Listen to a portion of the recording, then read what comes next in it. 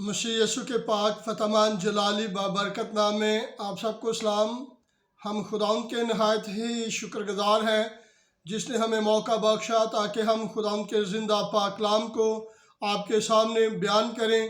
तो अज़ीज़ बहन भाइयों, अगर आपने अभी तक हमारे चैनल को सब्सक्राइब नहीं किया तो बराए मेहरबानी करके कर लीजिए और साथ ही बेल आइकन का बटन दबा दें ताकि हर आने वाले पैगाम का नोटिफिकेशन आपको मिले। तो अज़ीज़ बहन भाइयों, आज हमारा मज़मून है दुआ, रोज़ा और मखसूसियत।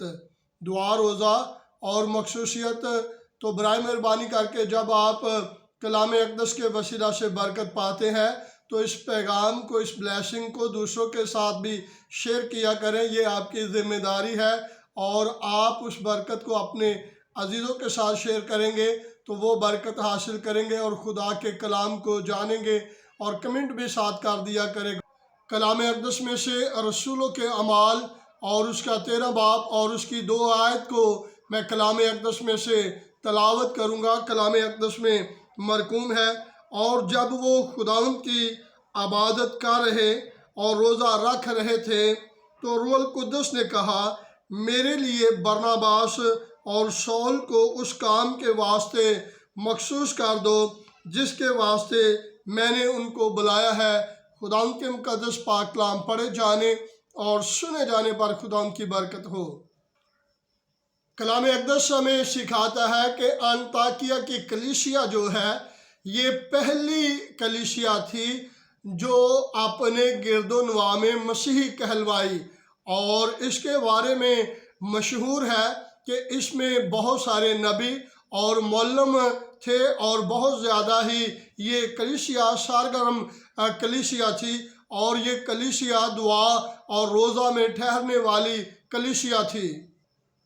और बाइबल मुक़द्दस हमें सिखाती है कि जब ये कलीसिया दुआ और रोज़ा में ठहरी हुई थी तो खुदा ने इनके साथ कलाम किया, और कलाम ये किया था इनकी रूहानी एक्टिविटी के वसीला से और इनकी वफ़ादारी के वसीला से और इनकी खुदा के साथ मोहब्बत के वसीला से और इनकी पाकीज़गी के वसीला से खुदा ने इनके साथ कलाम किया कि मेरे लिए बरनबास और शाऊल को खिदमत के लिए मखसूस किया जाए।